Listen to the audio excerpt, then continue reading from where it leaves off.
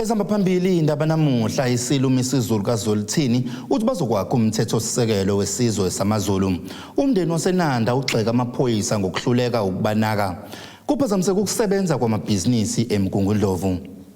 Lezi indaba zo-1 KZN TV usifundela uThabani Maphumulo sanibonani. Isilo samabandla onke Umisuzulu kaZolithini uthi kuyimanje nje bamatasa nokwakha umthethosisekelo wesizwe SAMAZULU nozosiza kakhulu ekuphatheni lesizwe. Ongangezwe lakhe ekhuluma emcimbini wamagano obaminyaka yonke ngwavuma uphinde wadlulisa ukubonga kumabutho kaZulu kanjalo nakubantwana kokumeseka emcimbini esibe khona.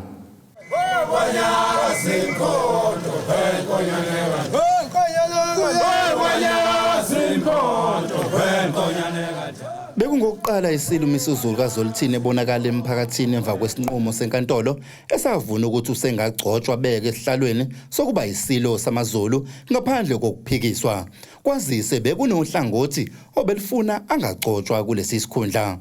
Umisuzulu kaZolithini ubehambele engwavuma ukubungaza eminye emigubho kaZulu owaziwa ngamaganu. Ongangezwe lakhe uveze ukuthi basezinhlelweni zokuhlanganisa usomqulo ozothinta izinto zakwaZulu. Sibhizi manje nohlelo la kwakhiwa khona iConstitution kaZulu okumthethosisekelo kaZulu nala khona kwakhiwa lokhu kuthiwa uhlelo lombuso okuthiwa ngesilungu istructure ukuze noma ubani ovela kumuphi umhlaba isona structure esiyosebenza ngaso lesi ngoba kubuhlungu ukuthi leso structure ngoba ngikhuluma nani izulu omnyama ngoba seyisizwe esidala kangaka kasinaso. Okuyinto ke kulesikhathi samanje edingakalayo ukuthi sihlonipheke singadeleleki uthi noma kuphasiswa imithetho lapha eParliament sibe nathi nabantu bethu abazokwazi ukubuza izinto ukuthi awu lokhu nikuvumele kanjani ngisengathi akuhambisani nosiko lwethu. Okuqaphelekile kulomgubho kubonakala undunankulu wesifundazwe KwaZulu-Natal uSihle Zikalala nokushiya abaningi beshaya amakhala. Kwazise uhulumeni wesifundazwe KwaZulu-Natal wahoxisa ukweseka kwemicimbi yesilo. Amabutho bephuma ubuningi bawo ukuzokweseka lo mcimbi. Kanti ongangezwe lakhe uzokwazi ukujabula ngokweseka kutholayo kubantwana kanjalo nakumabutho kaZulu. Ngiyaqikelela nina besilo ukuhamba kubumbano nokuzwana. Ngiyazi ukuthi kuningi obekuniphatha kabi kulezi inyanga eziningi ezedlule ngenxa yokudideka emndenini wobukhosi bukaZulu nangokungaboni mhlawumbe ngasolinye. Ngithokoza kakhulu emabuthweni kaZulu nina besilo amabutho esihlalweni ayinsika futhi ayudondolo losihlalo. Kulomgubho kusuke kubungazwa isivuno samagano esitholakala kule ndawo esenyakatho nesifundazwe iKwaZulu-Natal. Umndeni wakwaMasengeni emzinyathe eNanda usugxeka amaphoyisa endawo ngokuhluleka ukubanaka enkathi beyobika ukuduka kwengane yabo ebeneminyaka eyisithupha ubudala etholakala esishonile eNanda Dam. Ngokomndeni bathi badukelwa yilomntwana ngolwesibili longwesonto ledlulu kade edlala eduze kwekhaya lakhe nodadewabo kwathiwa uma ebeyobika amaphoyiseni abajikisa athi abasibhekele bona umntwana. Ubekiwe endlini yakhe yokugcina udado oneminyaka engu-6 ubudala Uthi weMasengeni. Lo dado udwe ngomsombuluko wangesonto ledlule watholakala ngakusasa eseshonile enamanxeba okushawa wakinywa waze waphonswa edamini iNanda Dam. Ngokombiko walomndeni kuvela ukuthi lezi zingane zazidlala eduze kwekhaya lazo ngomsombuluko zaduka ubusuku bonke kwaze kwabe yodwa yazi neminyaka engu-8 ubudala iqhamuka ngakusasa ngehora le-10 ekuseni inqunu ihamba ekhala nokuyiyona eyahlaba umkhosi ngokuthi udadewabo ushayiwe wakinywa ilomlisa wamphonsa edamini. Umphakathi wabusuka uphuma inqini uhamba ubheka lo mntonyana wamfica kulona leli damu uvele ngezinyawo. Umama walomntwana uthi nakuba litholakele ithambo lengane yakhe babonga ukuphunywa kadade wabo nokuyena ofike washo ukuthi ingane ikephi. Akhale uzandla yakuma akhale uzandla akhale bathi sadda osisa la ismaye iminyekeni ngembeze ekamereni. Isizandla opposite athi mawusisi akhale mawusisi bamshaye ngamaqhupha ulimi awathi ulimi lusisi ngithi mina uyaphila yini uthi angazi nomuntu umshaye ngamaqhupha amshaye wavuvukala ubuso wasomkinywa wamphosa edamini. Ngithe ngiyazama ukumkhipha emanzini ngabo sizama ngizongena emanzini uma ngimkhipha ngahamba ngabuya mina ngiza la ekhaya. Lo mndeni ubusuzwakalisa ukukhalaza ngamaphoyisa asestation samaphoyisa eNanda naveza ukuthi lokho awagcina ngelanga lesigameko ingane sitholakele kade bengabanakanga ngesikhathi bezovula icala. Lo mndeni uphinde waveza nokuthi akhona okokuqala amaphoyisa enza kanjena njengoba ethi nangaphambilini sikhona esinye isigameko ekade yosibika kodwa wangasizakala. Washo inamba yakhe lo mseshi wathi umseshi wami ucela sisizane mangithola information ngibathinti ngabagcina lapho ngolesithathu nakazange ngicheck akazenze lutho. Justice nje amaphoyisa semjobheni oqala nje uthi ubana nje bazophinda bayenze vese athi sebefike labo kathi ba complaints vese emjobheni athi abasebenzi khona swayisho uzofika athi be complain vese ngisho ubaba omdala kalo uthi sikhuluma ngakho kwi crisis nje kwathiwa akakhokha imali before bavula icase awasebenzi nje kwamina khona kanyama indala abanye abayishaya eyaba nomvimi kana nama bruises isho umuntu omdala icase ya disappear nje abayilandelelanga eyosibili le case. Owamaphoyisa esifundazwe uthi uphenyo liyaqhubeka ngalesi sigameko. It is alleged that on the 28th of February, 2 young girls aged 6 and 8 went missing after they left their home to play. On the following day at 10, the 8-year-old girl was brought home by some neighbors who reported that she arrived at their residence naked with bruises. She reported that her younger sister was strangled by an unknown male who then threw her in under dam. Police divers from the Durban Search and Rescue, together with other role players, were called out to in under dam, where the body of the little girl was recovered. The body was found floating in the dam in Umzinyati, and the case of murder was opened for investigation at Inanda Subs. We are appealing to anyone who might have information about the suspect who is involved in this murder to contact the local police or our Crime Stop number on 08600 10111. Ngutebo Khosibisi, eNanda. Kuphazamiseka ukusebenza kwamabhizinisi nokuhamba kwezimoto emgungundlovu uqhuma amapayipi amanzi. Elinye ipayipi eqhume phakathi nomgwaqo kuphazamiseka inkampani eseduze njengoba kube khona isiminyaminya. Iphindle meya kamasipala uMsunduzi uMxolisi Mkhize uthi ingqalazindi nenkinga ngoba yingakho yayingakhelwanga ukuhlinzeka abantu abaningi njengoba kwenzeka njengamanje ingakhethi ibala lomuntu. Ukwanda kwabantu edolobheni ikona ongaba nomthelelo ekutheni ingqalazinda ibonakala iphelelwa amandla okanye ilimale njalo. Lokho kuvezwe iphindle meya kumasipala uMsunduzi uMxolisi Mkhize ngesikhathi echaza ukuthi yini ingaba imbangela yokuqhuma kwamapayipi nokuthi ngabe khona yini okuhlasela idolobha laseMgungundlovu njengoba kusanda kuqhuma nje nesiphehl'imandla sagesi ngozibandlela eNodale lapho izakhamizi zahlala isikhathi eside zingenawo ugesi. iPietermaritzburg ingelinye lamadolobha amadala kakhulu lapha eNingizimu Afrika. Ingqalasinda yethu noma infrastructure yethu more especially yaka water and sanitation besebenzisa lento ekuthiwa iasbestos pipes. Uasbestos pipes njengamanje ubukeka sengathi usukhulile.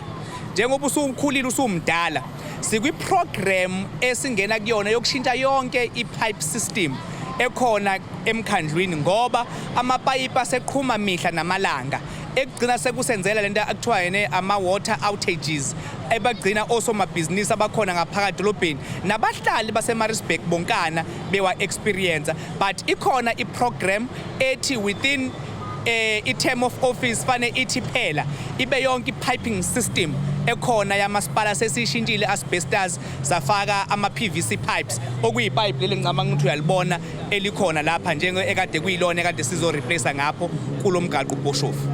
Osebenzela inkampani eseduze nalapho oqhakeke khona umgwaqo ngenxa yokuqhuma kwepayipi lamanzi uNkosi Ngcobo uthe bengahambeki ekseni ngesikhathi befika emsebenzini. So njengoba ubona nje la ku-fairway stop right, so ezinye imoto mhlawumbe sifuna ukungena la kuma-parking azikwazi ukuthi ngene ne mhlawumbe neemoto ezifuna ukuya ngala ko-Liberty Mall azikwazi ukuthi ngene, so bese sijikiswa sithatha enye routes ngesimo sokuthi ngezikwazi ukuhamba zonke la. Ikhansela ledolobha eliphuma kwiqembu le-DA uDante Camp lithe lenkinga eshiya abaningi bengenawo amanzi kanti imfucuza engena emapayipini iyona engaba imbangela yokuqhuma nokuthi nawo amapayipi asemadala futhi ayingozi njengoba akhiwe ngo-asbestosi. Currently, some residents haven't had water for 5 days. I've got a couple of schools that have actually closed. We've got a special needs school that was closed. Also, we've had a school that's had a contamination in terms of water contamination. It's an all-girls school. So those are factors that need to be contributed because of one, work sites aren't being cordoned off, work sites aren't being overseen in terms of the dirt and the soot that's coming into the pipes, as well as bleeding the systems. None of that has been, I've noticed personally, have been actually done. So with regards to the municipality actually having some form of foresight, I don't see that happening anytime soon because if we are to find a long-term solution, it would be to replace every single asbestos pipe, every single aging infrastructure. We've passed that lifespan of our infrastructure that is on electricity as well as in water. It's a matter of just a pipe bursts, we go and fix it. And then a couple of meters up from that same pipe that is burst, another pipe will burst.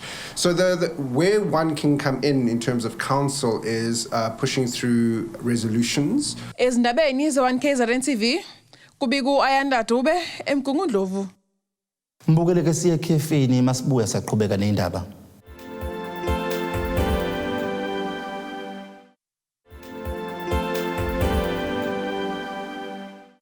Kuhlukene imbono ngesiphakamiso somthethosisekelo sokuthi amakhansela azimele angene kwiPhalamende lesifundazwe kanye nelikazwelonke. Lokhu kucace ngesikhathi uNdlela Enhle Mlabo oqhamuka kuphiko lwentsha kukhongolose ekubeke kwacaca ukuthi akuhambisani nalokhu ngoba bazosicebisa bona. Lokhu kuhlaluwe ngesikhathi iPhalamende likazwelonke lilethewe kubantu basengwelezane ngaphandle kwasempangeni izolalela izimvo zomphakathi mayelana nalomthethosisekelo. Kuhlukene imbono ngesiphakamisa somthetho savivinyo wokuthi amakhansela azimele angene kwiPhalamende lesifundazwe kanye nelikazwelonke. Lokhu kucace ngesikhathi uNdlela Enhle Mlaba oqhamuka kuphiko lwentsha kakhongolose ekubeke kwacaca ukuthi akahambisani nalokhu ngoba amakhansela azimele azozicebisa wona. Lokhu kusho ngesikhathi iPhalamende likazwelonke lilethe kubantu basengwelezane ngaphandle kwasempangeni lizolalela izimvo zomphakathi mayelana nalomthetho osavivinyo. Ngizocela nje ukuthi ngidife with iview ekade ikhona namhlanje kule meeting ekade ikhona from the National Assembly kwi-public participation meeting over the-Electoral Amendment Bill. As an individual, I believe ukuthi it is not called for kule constitution esiphila ngaphansi kwayo or kule country enama-civilians afana nalawa la. Khumbula msakazi ukuthi sine constitution evumela wonke umuntu okhona ukuthi azi-affiliate neqembu lezepolitiki or azi-affiliate nenhlangano thizeni ezozama ukulwela izidingo zabantu bomphakathi. Asikwazi ukuthemba any further amanye ama-individuals esithi singawavotela siwabeka in strategic positions. Sazi ngani engena constitution, sazi ngani engenamthethosisekelo ozolekelela ukusebenza kwakhe because he won't be regulated by any further guidelines ukuthi yena uzosebenza ngenqubomgomo ebhalwe phansi eshicilelwe kanje. Uzosebenza ngenqubomgomo ebhalwe ngesizwe, ebhalwe ngeNational Assembly, ebhalwe ngeConstitution kuphela. uBrendan Pillay oyilunga lePhalamende likazwelonke uthi bahambela imiphakathi eyahlukene bezwe izimvo zabo ngokuphasiswa kwalomthetho savivinyo wokuthi amakhansela azimele angene kwiPhalamende lesifundazwe kanye nelikazwelonke. Uthi uma sebeqoqe yonke imbono yamalungu omphakathi ngalolu daba luzobe selibekwe yithebeni lube inkulumo mpikiswano. And we've come to the community of Richards Bay to be able to get input in terms of public hearings on the amendment, electoral amendment bill.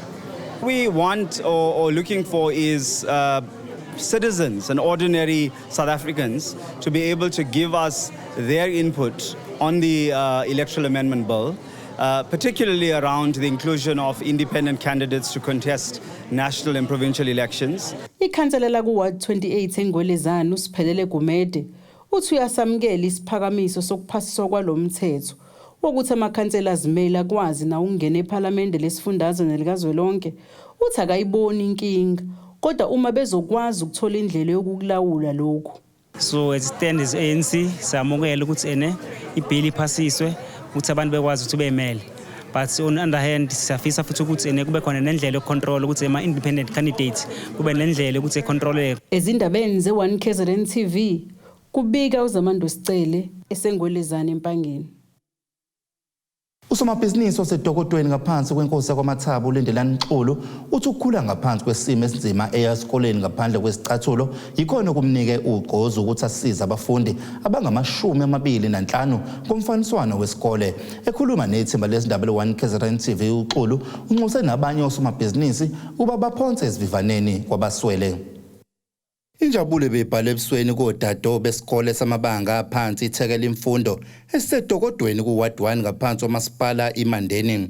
Labafundi bahlomule ngemfaniswano yesikole ohlanganisa isicathulo kanjalo namahembe esikole. Kanti banikelelwe usomabhizinisi wendawo uLindelani Xulu noveza ukuthi ukukhula ngaphansi kwesimo esingesihle yikhona okumenze wabuyela emphakathini wangakubo. Engikhule kusona isona esingenza ukuthi ngangihamba icathulo ngayifakile ngesikoleni, so nalapho kwangemnandi ukufunda ngoba khona izingane zayihlekisa ngokuthi wena unazo icathulo. So bese ngifisa ukuthi ke ingabikho lento ukuthi ingane ezinye ihlekise ngezinye ukuthi icathulo ayinazo. So yiyo ke into engiphushile nokubona nje ke izingane ke uthi khona enye nje kade ngiyibuka lana othisha bebengayibhalanga isicathulo siveze ubhoza akufundeki maku kanjalo.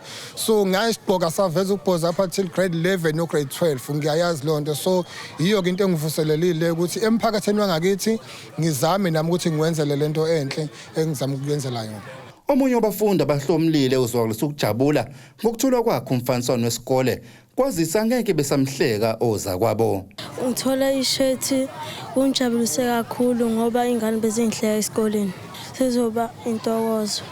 Losomabhizinisi okhulele kule ndawo uphinde wanikelela nakwinkulisa kule ndawo ngezitsiza abazidingayo kanti isenzo sakhe eshayelwe ihlombe abantu abaningi abahlukene okuhlanganisa induna yendawo kanjalo nekhansela lendawo noshishanhloko wesikole ithekela imfundo. Bisa ukubonga kakhulu ubaba uXulu ongwaseziqungeni oqala ethekela imfundo wayonikezela khona iuniform einganeni nakhona ezingaphezulu ka15 wasuka lapho weza ethekela imfundo nakhona futhi ephinde wenza okufanayo ukuthengela izingane icathulo iuniform.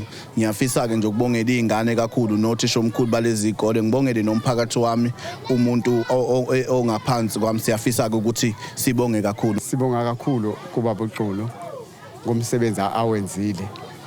Ukugqugquzela nje lokho abakwenzile ukugqugquzela kuzokwazi ukuthi kuyigqugquzele kuyivuselele izingane kabusha zikuthokozele nazo ukuthi zize esikoleni njengane ezinye izingane ngoba esikhathini esiningi esiphila kuso umuntu nawe umuntu nje uyuzwe ube unokuzenyeza uma uyaphakathi kwabantu ngesimo oyisona kodwa manje ngokuthi akwazi ukuthi yaphakamise izingane zethu sesiyakwazi ukuthi nazo siyathemba ukuthi ke nazo zizogqugquzeleka zize ngaphakathi esikoleni. Ngabona umphakathi uswele lapha bangashiya khona izingane ngase ngoba nganginephupho vele lokuvula icrash so umfana wami engakadlula emhlabeni wasengithengela le ndawo so bese kuukuthi ke ngoba usihambile emhlabeni angisakwazi ukuqhubeka ke ngase ngacela usizo ke kuxabhashe ngenzela izihlalo zezingane ngoba besingenazo izihlalo asinalutho nje siyapatanisa umfana nje wangithengela indawo kuphela bese nephupho lokuthi uzongilungisela ngibiyela ngenzela ngifayina amathazi kube indawo ehlelekile ukuze ingane ihlale endaweni ehlelekile so ngiyabonga kakhulu uxabhashe ngalokho asenzele khona sibonga kakhulu ngoba bekuzofika amakhazi ingane ihlala phansi nendawo ayihlelekile kahle kodwa ke siyambonga kakhulu uNkulunkulu ngokuthi asilulele isandla ubaba uMakhathini. uSikhosiphi Vilakazi oneminyaka engama-73 73 wakuward 17 ngaphansi komasipala uMfoloze Ngwenyama eBhiliya enyakatho likaMthaniya. Uthi ucela noma ubani ongamsiza amakhele indlu esesimeni njengoba indlu ahlala kuyona ingekho esimeni esikahle. UVilakazi ohlala ngokungaphili uthi uhlalelo ovalweni uma kunezivulo ezinamandla nomoya njengoba le ndlu yakhe isingawa noma yinini. Lubhalwe emehlweni usizi kuSikhosiphi Vilakazi oneminyaka engama-73 wakuward 17 eNgwemnyama eBhiliya ngaphansi kwamasipala uMfolozi. Njengoba ehlala endlini engawa noma kunini njengoba ichachambile. Lona wesilisa ohlala yedwa ngenxa yokufelwa amalungu omndeni wakhe unxusa umSamaria olungile ongamsiza ukumakhela indlu ukuze akwazi ukuba nendlu esesimeni esikahle. Njengoba lena ahlala kuyo uma imvula inetha usukumame ngezinyawo. UVilakazi obuye abe nokudideka mawukhuluma naye uthi usesabela impilo yakhe njengoba kungangena umuntu amenzakalise kwazisa uhlala yedwa kulendlu engakhiyeki nakahle. Usizo lwakwakha ngoba bathola abantu izindlu nami ngikhona nje ngimdala kabi babengakabikho la emhlabeni kodwa zathola abantu abafikayo nje abavela kwelenye izwe. Angacake ukuthi kwenzeka kanjani.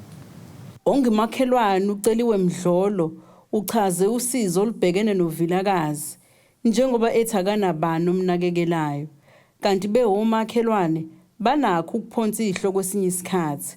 Ubese ecelela uVilakazi ukuthi kube khona umSamaria olungile ongamakhela indlu njengoba behlalela uvalweni lokuthi ingawela kuyena lena ahlala kuyo. Indlu ahlala kuyona isesimeni esingagcolisi sanhlobonhlobo. Ikrekhile nje omakhona u4 wonke akrekhile. Makunezulu amanzi angena ngaphakathi ongangokuthi mangabe ethatha umgqomo eubeka ngaphakathi la consa khona umphongolo uyagcwala amanzi ngendlela enetha ngayo. Umkhulu Vilakazi uhlala yedwa akanamuntu akamnakekelayo. Impilo yakhe nje inzima kakhulu. Bese ngacela ukuthi enhlakeni kahulumeni mangakhona ongaba nosizo nongasumela phezulu loludaba asize ngoba isimo sikamkhulu sisesimweni esibucayi kakhulu. Ezindabeni ze1KZN TV kubika uZamando Sicele eseBhiliya. Lo ubhekelela ukuphathwa kwezimali kwinkampani yezindiza zakwa-SAA ufikile Mhlonhlo uthi bajabule ngokumemezela ubuya kwalezi ndiza kulandela ukugubozelwa inkinga kwale nkampani kanjalo nengcindezi yafika ne-COVID-19. Umhlonhlo uthi lezi ndiza zisazondizela kuphela emazweni asezwenikazi iAfrika. Isikhulu esiphezulu sezimali enkampanini yezindiza zakwa-SAA ufikile Mhlonhlo sithi bajabule ngokumemezela izindaba zokubuyela emzileni kwezindiza zabo. Lezi ndiza zama ngemuva ukucwela izikweletini kwale nkampani okwayishiya iguqe ngamadolo. Phezu kwalokho kwagasela igciwane le-COVID-19 okuyisimo esayishaya sayizwa ngomunwe eswenile nkampani. Umhlonhlo uthi lezi ndiza seziqalile ukundiza zisuka eGoli ziza eThekwini. Sijabula kakhulu okokuqala nje ukuthi sibe la sikwazi ukuflya from Johannesburg to Durban. U-SAA ngempela uyinkampani ebe nama-challenges amakhulu. Lama-challenges aqale uCovid engakabibikho kwakuba bakhona. Later on kube uCovid. Siyazi ukuthi ngesikhathi sika-Covid besuke i-business rescue, which is a process yama-companies angenzi kahle financially. We have overcome a business rescue. Siqalile nokuflya or in a number of areas, Cape Town, we fly to Harare, we fly to Accra, Lagos, Lusaka, we fly to Mauritius and a couple of other routes. Lesikhulu ke sithi lezi ndiza zisandizela emazweni angaphakathi ezwenikazi iAfrika. Njengo SAA besinezindiza eziningi kakhulu ngaphambili siflya endaweni eziningi all around the world. Kodwa emva kwalama challenges esibe nawo sinezindiza ngokutsha obviously far fewer. Kodwa sibuyile sikhona. There will be 3 aircraft a day. Every day flyers yeGoli suka la eThekwini and susuke eGoli zize la eThekwini konke ku normal.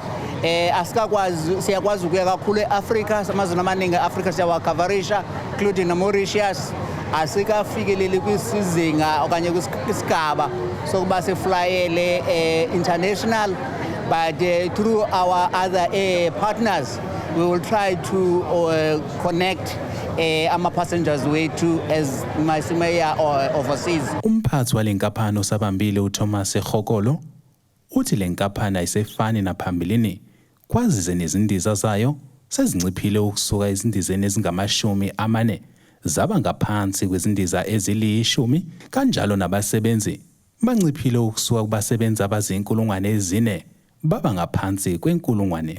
Where we are a smaller SAA than where we used to be in the past. I mean, we had over 4,000 employees. We are less than 1,000. We had just over 40 aircraft. We've got just under 10 now. So it is very important that we start off cautiously, especially in a difficult market because of COVID. You have seen the oil price is very high, and generally people are not traveling as they used to travel before. So we're going to be very cautious in terms of how we put additional routes on the market, all right? So the employees that we currently have are the employees that we believe are adequate to service the network that we have. Izindabeni ze-1 KZN TV, nginguphiwe Mthembu, eKing Shaka International Airport. Mbukeleke siye ekhefini masibuya saqhubeka neindaba.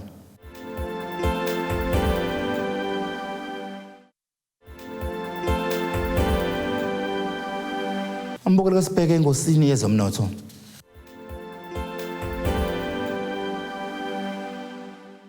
Irandi lu-15.38 maqhathaniswa nedola lasemelika libu-20.31 maqhathaniswa nopondo waseBrithani libu-16.74 maqhathaniswa ne-euro kanti igolide lona libiza $1,981 i-ounce kuthi uwele ongahluziwe ubu-$118 11 umphongolo.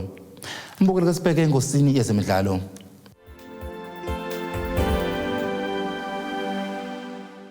Iroli iphinde yaqhubeka nokwenza kahle emidlalweni ye-DStv Premiership ngesikhathi inqoba kwi-Swallows FC ngemzuzu yokugcina emuva kokuba kuphele umdlalo. Igoli le-Iroli ivalelwe ethini umakadebona ebholeni u-Elias Pelemba odabwa kwelaseMozambique. Lo mphumela wenza iroli yalala endaweni yesibili kwi-log ye-DStv Premiership emuva kweMamelodi Sundowns nayo ongayihambele kanga kahle kungempela sonto. Mbukele sibheke isimo sezulu esingalindeleka.